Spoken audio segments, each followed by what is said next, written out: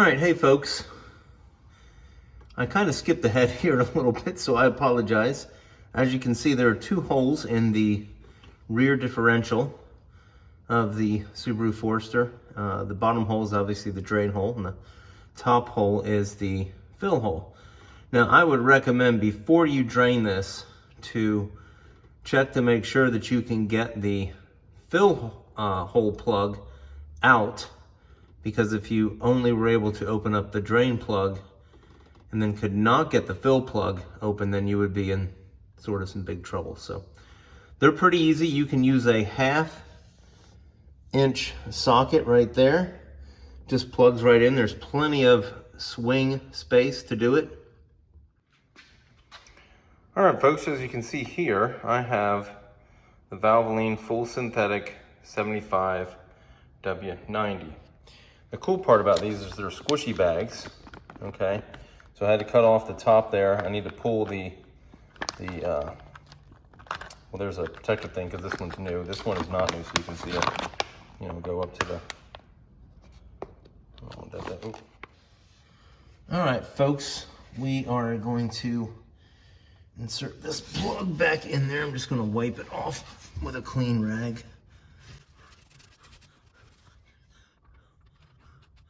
And it does have a little magnet thingy on it, so when you take it off, you can clean off the magnet and see if there's any junk. I do not have Subaru elevated, and this is...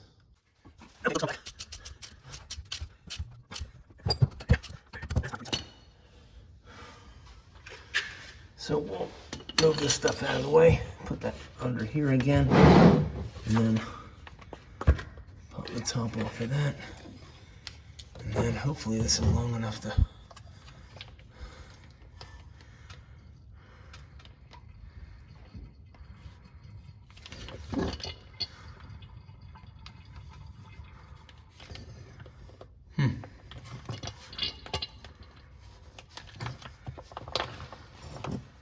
Okay, oops, there we go.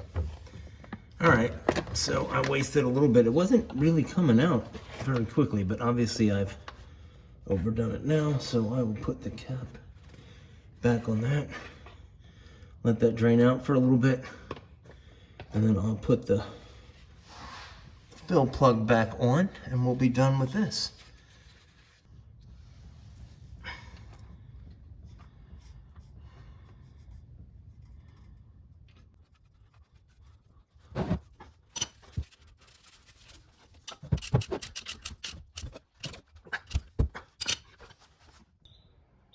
Hey folks, so the Motul Gear 300 finally came in.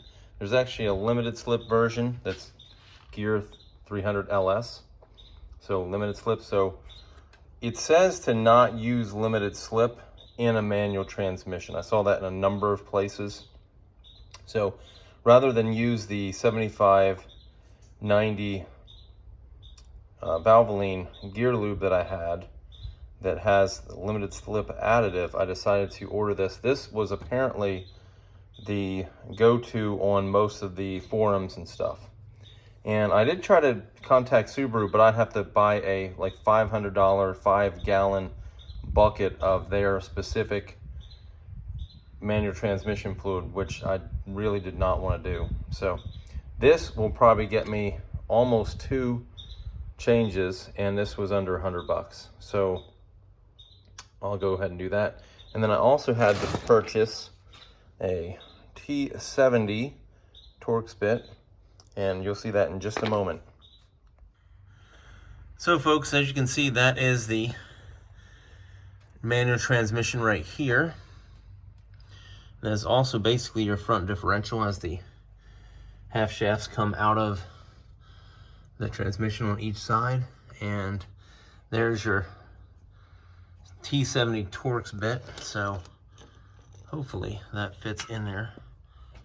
Oh, it does. Snug as a bug. Look at that. So we'll put the pan under that pretty quickly here and then drop it. We are elevated, so I'll probably roll it down, and I'll drop most of the fluid out, and then I'll just roll it off there and leave like a sort of a mess on the floor. But I have some Speedy Dry that I could put down, and that will probably work just fine. It shouldn't be too much that if most of it drains out. Plus I have a painted garage floor, so it should be able to, it won't soak into the floor. It'll just hit the paint, so that'll be the deal. And so we'll get started on this. All right, folks, I think I basically have you in the picture there.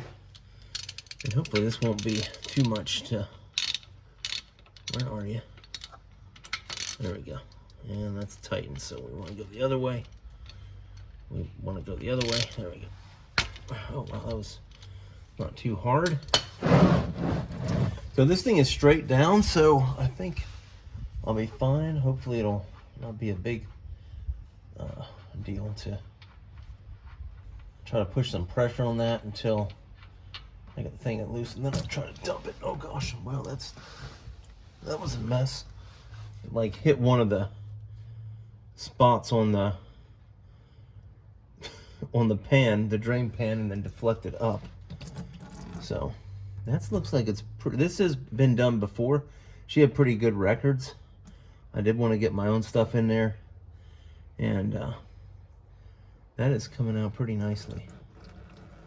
And it doesn't look like a bunch of junk on there. A little bit, as you can see. I don't know if you can see that, a little bit of tiny shavings. So, all right, folks. So it's still dripping out a little bit, but I'm actually in the middle of waxing my truck, so I took off all the wax. So it's been sitting for probably 20 minutes, half an hour. So if any little residuals there, it's not a big deal. Now there's probably a torque setting on this.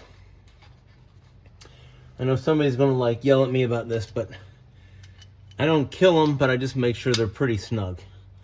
So that is really snug. I'm probably no more or less tight than it was before.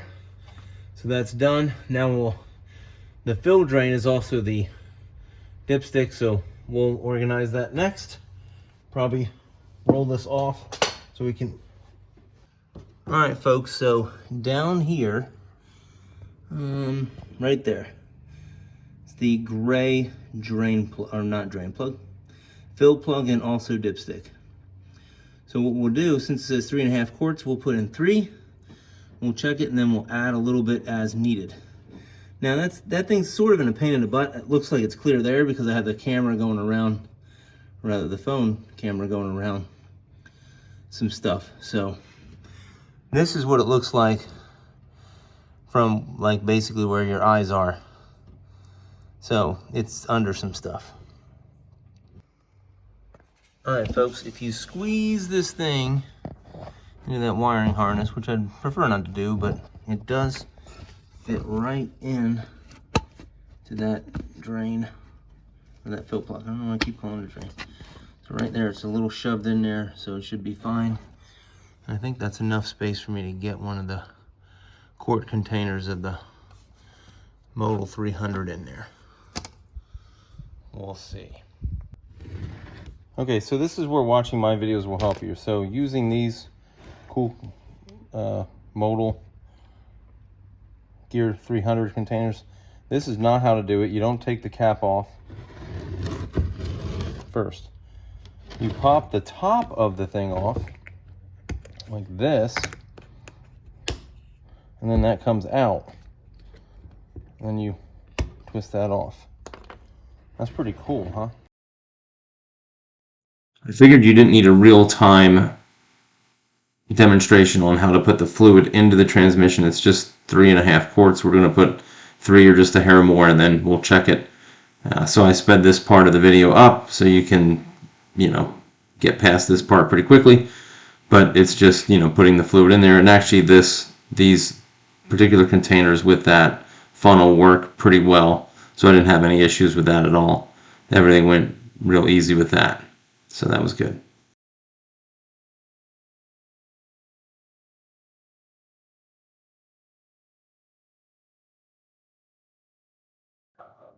So here I'm just cleaning up, taking the funnel out, trying to get any spillage I had over there, wipe the funnel down, remove everything, getting ready to fire it up, and then let it run for a little bit and then check the fluid and then go from there.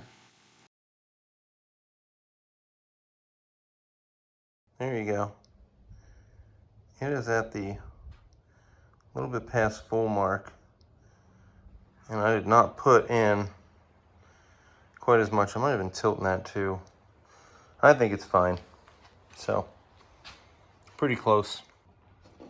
Is anybody as particular as me, making sure the funnel is absolutely clean? I mean, I sprayed it down with some brake cleaner and then wiped it down and then wiped down the end again and ran a screwdriver with a paper towel through it. And I just feel like it has to be like absolutely perfectly clean. This is the after the fact, so it's not, it's still a little bit wet, but anyways, it's kind of like, you know, making sure the parking brake is on before I turn the vehicle off or put it in gear, you know, kind of same thing with there, put it in park, whatever, you know, sort of same thing. Hey folks, I hope you enjoyed this video and I hope it was helpful. That pretty much wraps up the video. So it's been a day or two since I've done the transmission fluid. I've driven the car a couple times. I've checked the fluid. It's fine. So I think it worked out just great. It hasn't leaked any fluid anywhere. So that's obviously good. I mean, it's a pretty simple operation with the transmission and the rear differential. But anyways, if you liked the video, hit the like button. I'd appreciate that. And if you want to see more videos about just various different projects I do and lots of mechanical stuff, and you can hit the subscribe button as well. And thanks for watching.